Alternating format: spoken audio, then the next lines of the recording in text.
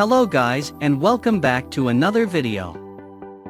According to recent information, Samsung would consider building a new factory focused on silicon production, semiconductors, in the United States.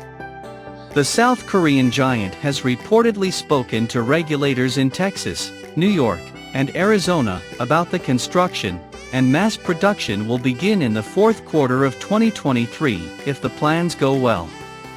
The investment that will be made in the new plant will total a value of $17 billion. The new production facility, which would be located near Austin, Texas, is expected to offer approximately 1,800 long-term jobs in the region.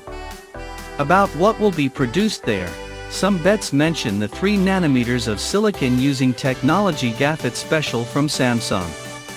The factory should also use extreme ultraviolet lithography for the manufacture.